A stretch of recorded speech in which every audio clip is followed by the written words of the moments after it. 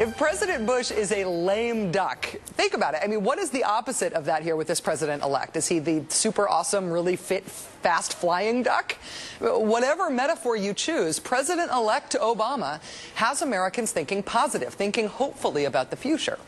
Now, there is actual Barack Obama news that may affect his governing power. In between trips to the gym and his transition office dictated to the minute by the media pool, Obama does seem to be influencing one major decision that hangs in the balance. That would be the future of Senator Joe Lieberman in the Democratic Party. Politico.com reports today that a Save Lieberman campaign of sorts has been undertaken by Democratic Senators Chris Dodd, Ken Salazar, Tom Carper, and Bill Nelson.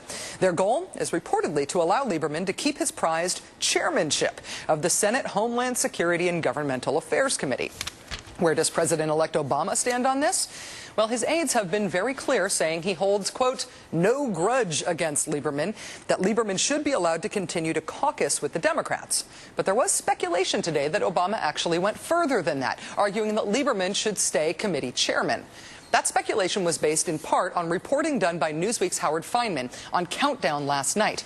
We contacted Howard today to figure out what exactly he meant by that and whether the speculation based on his reporting is accurate. Fineman reports to us that, to his knowledge, Obama has not weighed in on the chairmanship issue specifically.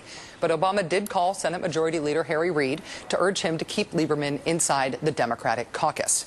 Now, I'm not sure anyone really cares if Lieberman still calls himself a Democrat or not. Does anybody really care that he's been calling himself the Connecticut for Lieberman senator recently?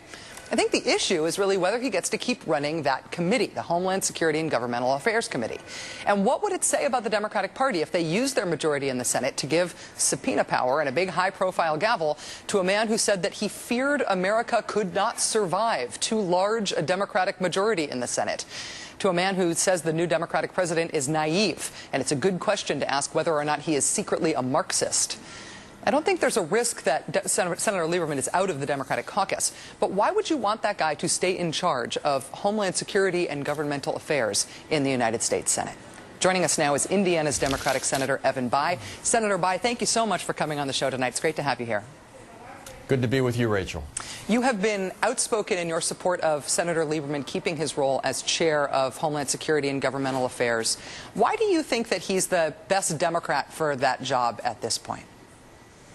I really don't think this is about Joe Lieberman, Rachel. I think this is about maximizing our chances of making the changes that we need in America, maximizing the chances that President-elect Obama will meet those expectations you referred to by addressing the challenges that we face that you also reported on just a few moments ago. And let me explain to you what I mean.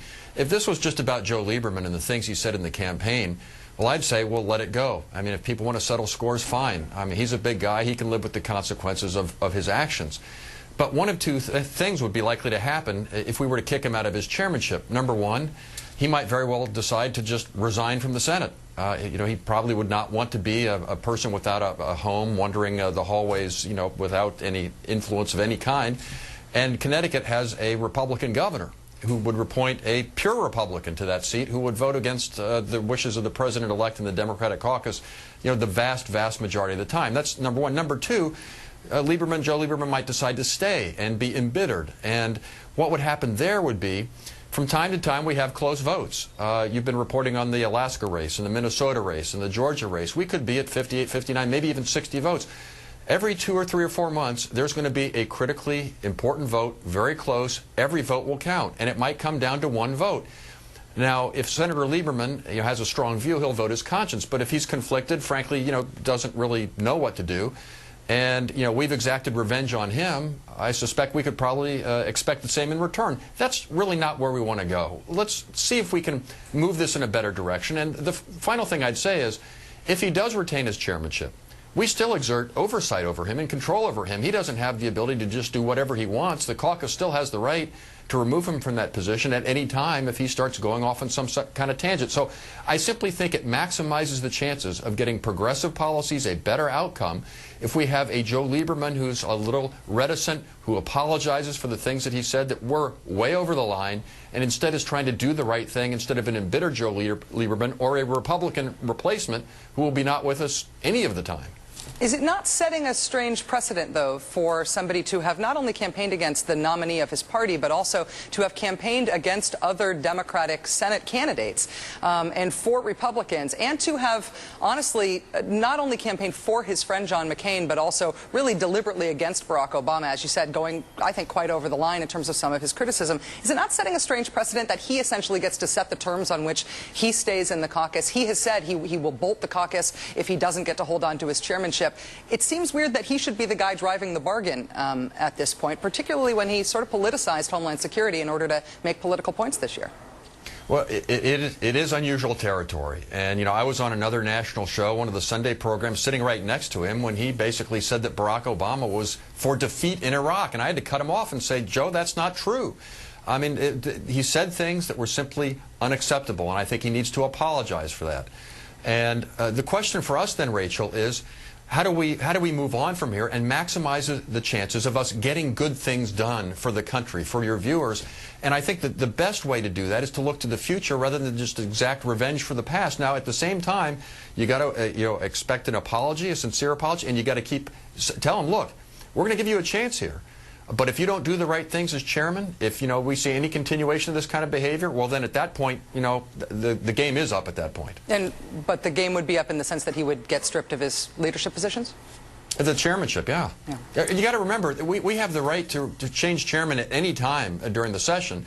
And, we would expect him to conduct himself in that capacity as someone who was supportive of the administration and did not certainly conduct himself in a way that reflected some of those comments, which I strongly disagreed with at the time and still do disagree with. Senator Bayh, do you think that there are going to be major issues, major divisions within the Democratic caucus on issues of national security and homeland security moving forward? I mean, one of the things about Joe Lieberman's chairmanship is that he, in the past couple of years, has been a real contrast with his colleague in the House, his counterpart in the House, Henry Waxman, who heads the Government Affairs Committee there, in terms of what he's been willing to investigate. Joe Lieberman didn't investigate the government response to Katrina or the Blackwater shootings in Iraq or anything like that. Are there going to be real inter-party divisions on security issues, or do you see a united front going forward? Well, I would hope we would have a united front. And if the caucus and the committee feels that there are areas worthy of investigation, and you mentioned two that I think would warrant investigation, then one would need to go forward, regardless of what the chairman happened to think. And we have the power to demand that sort of thing. But I do hope, Rachel, we've just come through a tough campaign. We have major issues that we face, real challenges, healthcare, education, the environment, getting out of Iraq, a lot of things that we need to do. I would hope we would have the maximum amount of unity addressing those things. And I honestly think, look, if we can take away his chairmanship, that's something we have the right to do. What you will have at that point is either someone who may very well resign or someone who's embittered and, if, all else being equal, might not be with us on some of these key votes. I honestly think we have a better chance to get unity for the kind of policies that you would probably support, most Democrats would probably support, if we try and have some reconciliation here rather than resorting to revenge right off the bat. You always have that option if things don't seem to be working out very well. You're giving me a great prompt to ask Senator Lieberman to come deliver that apology on this show. So thank you for that. and thank you for... Sorry, go ahead. Issue the invitation. And by the way, congratulations on being number 7 in the United States Senate. In the United States Senate, that would be right up there. I would be fighting it out with Lieberman at this point, I know. Democratic Senator Evan Bayh of Indiana, thank you for your time tonight, sir. I really appreciate it. Thank you, Rachel. Good luck.